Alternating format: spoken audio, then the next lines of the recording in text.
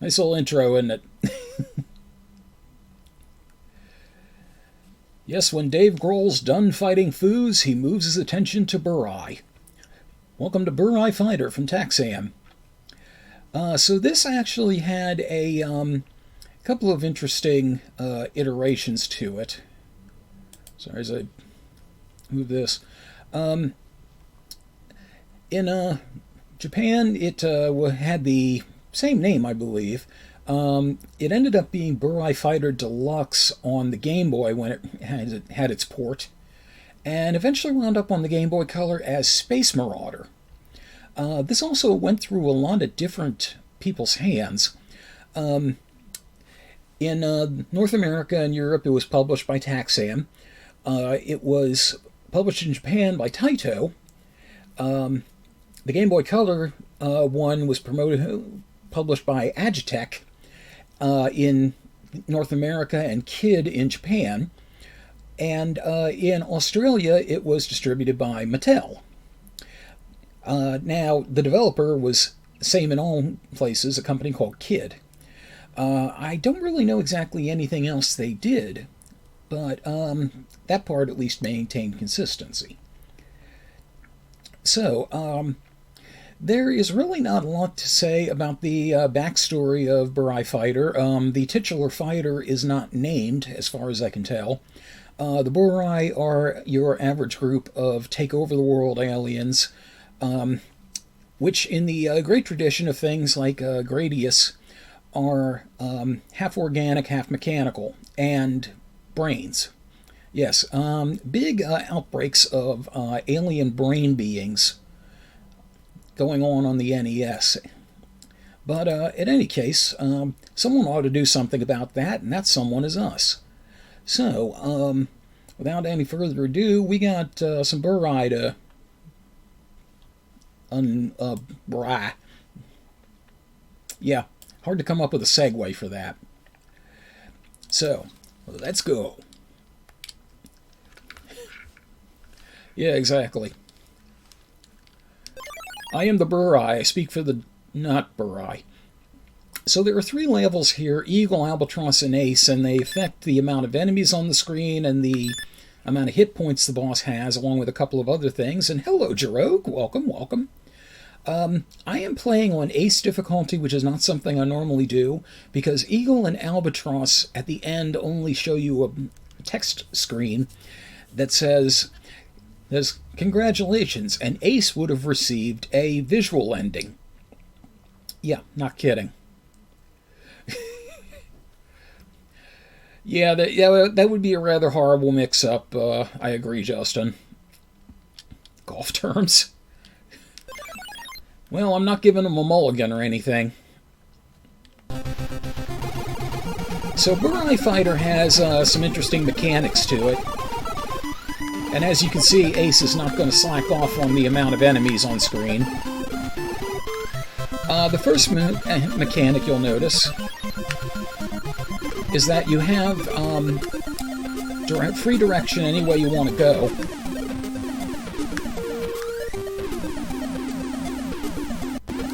And that was death. You also have to be very careful about where you scroll to, lest you trap yourself. You can also shoot in 8 directions, and by holding down the B button, you will hold your fighter in that direction.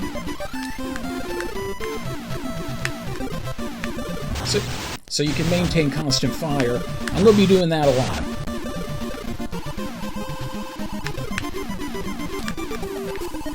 Because this level, and actually this whole game on this game level, is tougher than a $3 steak.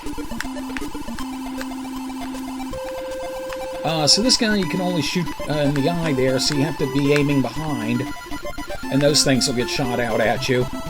But luckily, it's on any level not too difficult to deal with.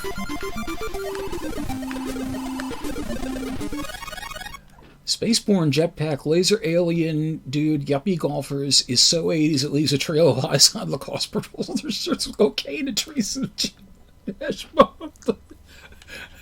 I had to pause to read all that, but I'm so glad I did.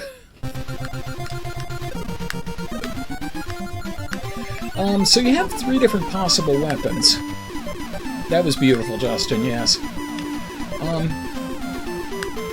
trying to remember, actually, if this is a place I can go into. There are a couple of hidden areas around here that give you extra bonus stuff. I don't remember exactly where all of them are, but we're going to try to find them. Without doing that.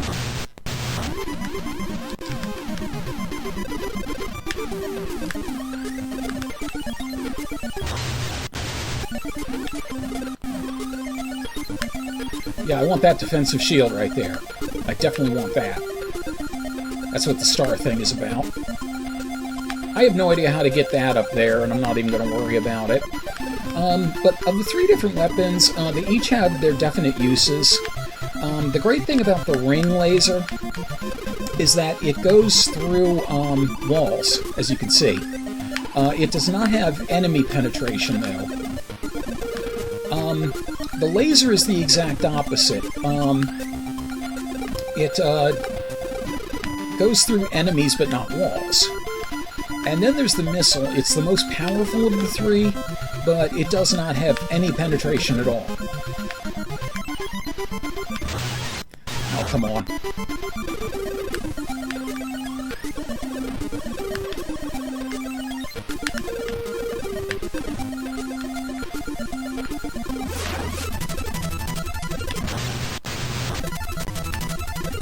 Oh, also, these things I'm picking up, by the way, are pieces of the Cobalt Bomb, which is the screen clear. And this is Giganticrab. So it can block my shots with the arms, and it will shoot at me with the 3 eyes there, and the eyes of the targets. The ring laser is especially helpful for this. Because it'll go through the unpenetrable parts of Giganticrab and get to the meaty targets.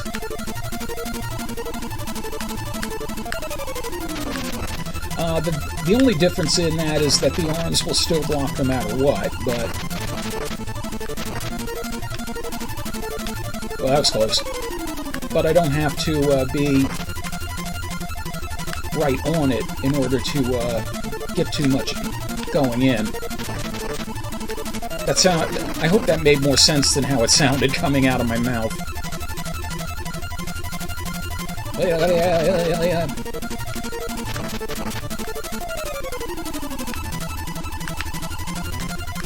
Well, I didn't name it. I mean, you know, the Burai are brains. They must know what they're talking about with their creative license.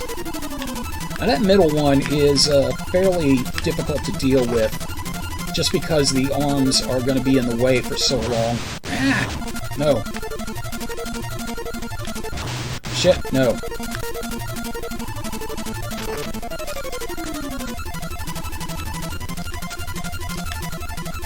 And I love this rather frantic boss music. And there he goes.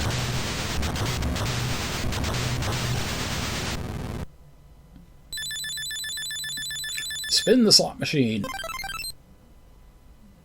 Dwarven Mantis. Password Palm. Talk to the password. The passwords are different depending on what level you're on, by the way.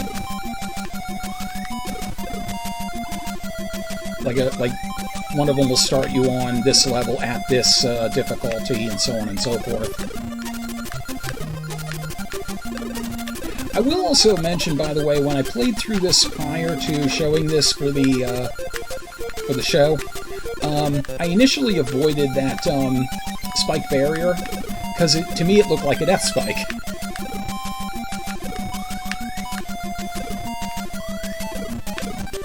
You also have to be very cautious of which way you're going, too, because it's very easy to get killed in the scroll.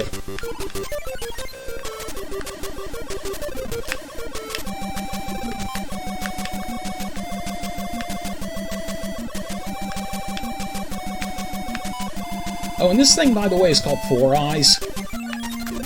Yes, it literally is called Four Eyes. There are a couple of enemy names I remember, but not most of them. Ugh.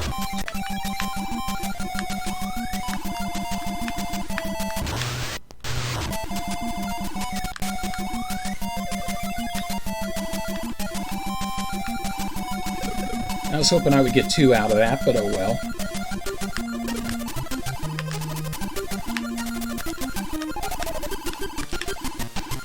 And would you aim the right way, please? Thank you. I mean, I just kind of watched that one swing into my nuts.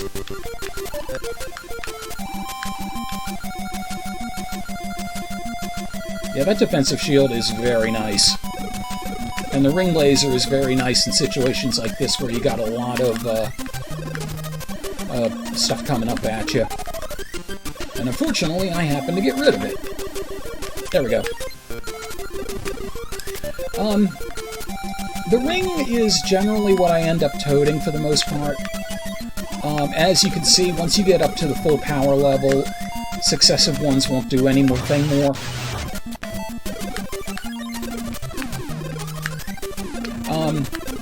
I do like the full-powered laser, however, because that will fire on 4 directions. So will the missiles. The lasers will fire diagonally, the missiles will fire horizontally. And this is Jawsapede. And you have to shoot the sections of Jawsapede until it splits into 3. And then you shoot the tails. And there is a lot of area being taken up by this boss. So you have to be very, very careful.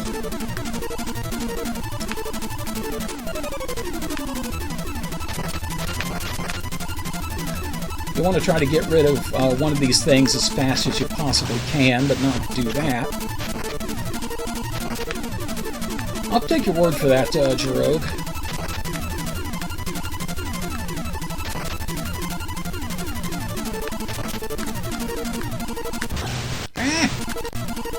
Ran right into its ass.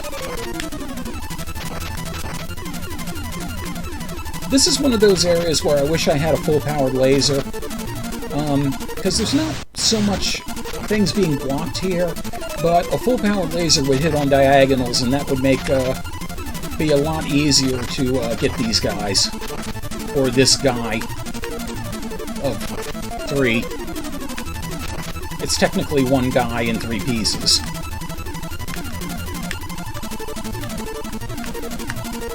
Yeah, the boss music sounds like it has places to be. Okay, we got 2.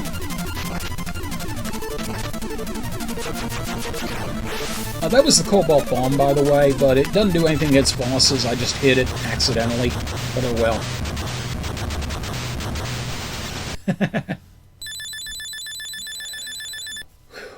Frenetic indeed. Okay. So this is one of the overhead areas, and this one's actually going to be pretty easy. Because we get one look at the map there, and that's it. But the idea is to find the base that's here and destroy it. So in the meantime, we got all of these little scamps, whatever the hell they're called, to deal with. I wish I could remember their names, because like one of them is called Fat Ass or something like that. I'll have to look it up in a second. But yeah, I mean, what you have to do is just find the base here and take it out, and that ends the level. And usually it's a little trickier because of alignment. This is a the area here is set on a 8x8 grid, so a lot of times it's a little harder to find this boss. But this time, not that much of a deal.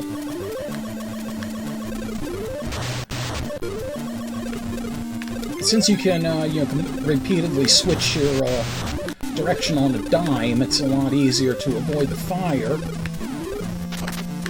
You know, theoretically. Four-way laser. Yes. Oh, come on. Let me just walk all over the destroying base. And what the hell was that thing called? Well, the bases don't actually have names. I'm just trying to remember what the little enemy was called. I don't know exactly for sure, but there are a bunch of enemies that look like that. So it's either a whizzer, yes, whizzer, a cannon head, a twinkle toes, a fatso, or a bad bug. Or possibly a Sharpo. Yeah, seriously, if you have a chance, look up the manual for Burai Fighter for the NES, because there is some very special enemy naming going on there. I can't really tell at a glance which one's which, but, yeah. Do yourself a favor and check out that manual, because it is a treat.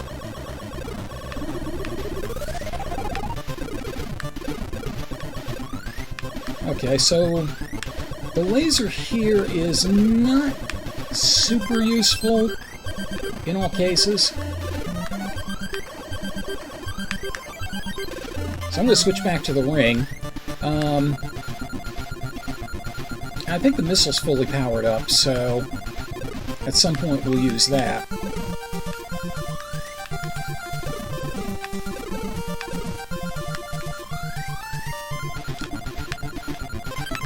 And that was a one-up, and that was another power-up for the defensive shield. As you see, I don't get like extra rotations or satellites for the shield, but it does make it rotate faster.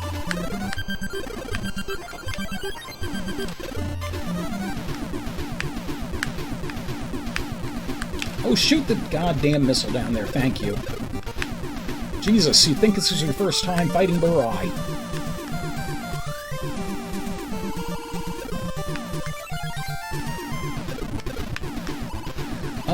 Again, as mentioned, the missiles don't have enemy penetration or wall penetration, but they are the most powerful of the weapons, so they're what's going to get rid of enemies fastest. Another thing about them is they're always going to, yeah, pretty much. They're always going to fire in horizontals. Whereas the laser can be adjusted to fire horizontally or diagonally, depending on which way you're facing.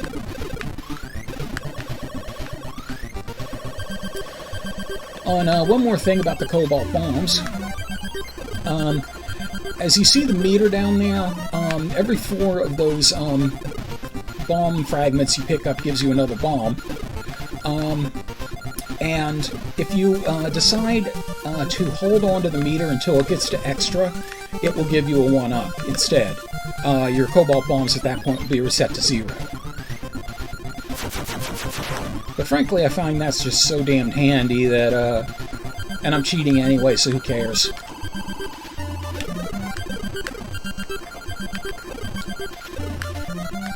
It's amazing how much can be solved in life by just cheating.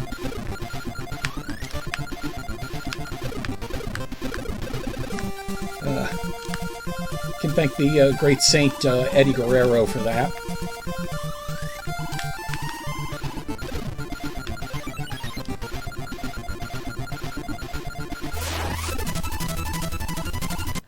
Okay, you know what? I'm gonna regret this if I don't go to the higher powered weapon. No.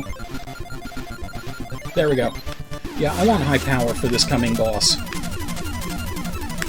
So you'll see those platforms will start to fall, and they will keep falling. They will just keep falling infinitely.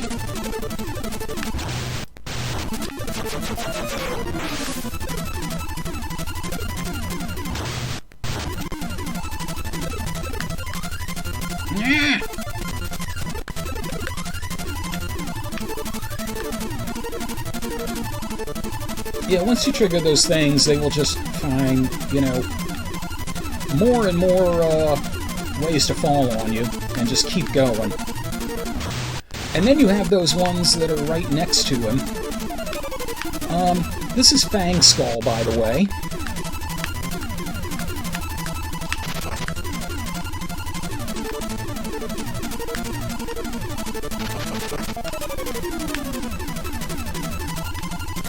And this guy just loves to maneuver right into you whenever he can.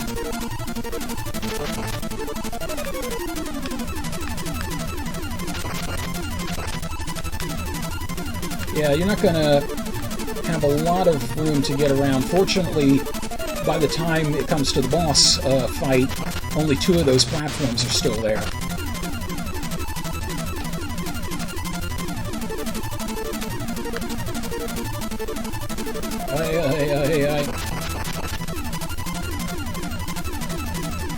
This Fang Skull seriously looks like something that would be on the death metal album cover. Like, I could very well expect this, I could very well see this on a Rob Zombie CD.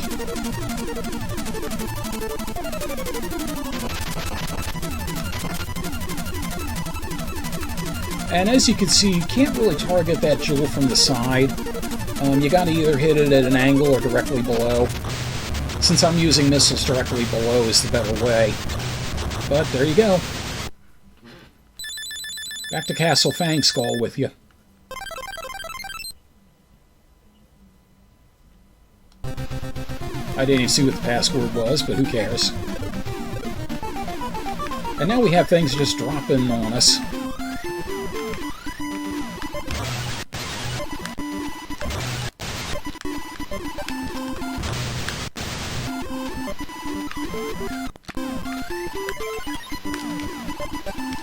I don't know if that even did anything, but I wanted to get it because, you know, greed.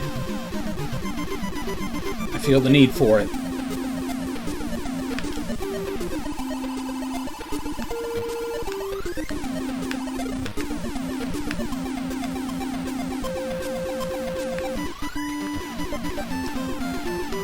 Okay, now this part sucks a little. Just a little. Oh my god, gonna get crushed, gonna get crushed, gonna get... Oh, I'm okay. But the problem is it will drag you along with the center of the screen unless you move with it. And now we have these things on the walls that are laser cannons that will fire at you if you're not careful. And we have Screen Crush again.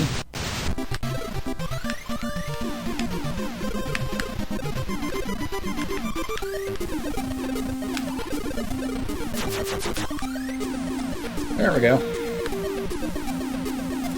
And I really don't need that. So I'm going to know when to let go.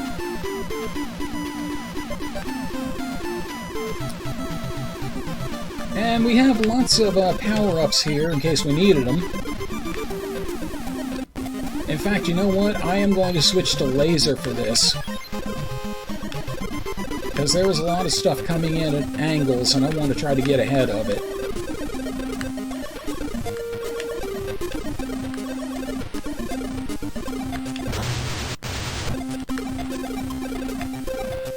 And I do not have any Cobalt Bombs right now, and that kind of worries me.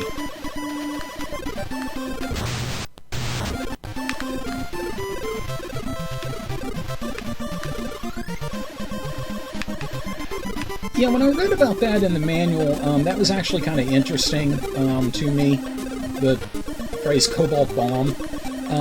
I had a really cool chemistry teacher in college, and I was... we got to talking about like superheroes and, you know, the use of radiation as a way to get superpowers and all that. And he talked about the atomic bomb, but he also mentioned that there was an experimentation idea, never got into practice, with a Cobalt Bomb. And I said, why didn't they use it? He said, because it would have reacted with the Earth's core. I'm like, well, good, they showed that restraint.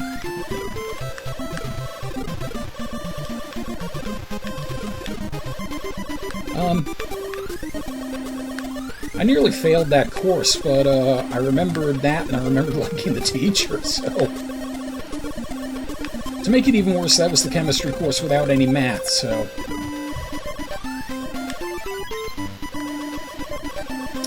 And I think, yeah, we got a boss coming up. First we got to get through these things.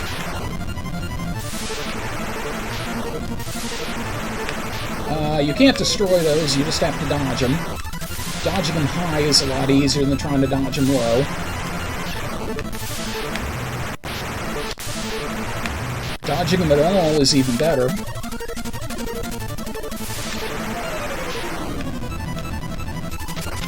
And now we have a pretty difficult boss, because this is Torchwing.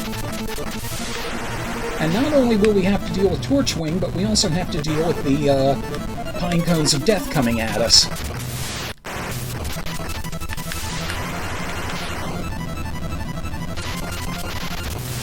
Now the good thing is, if you can get into the inside the fire ring there, you can get some pretty heavy damage on Torchwing, but you can't stay there indefinitely.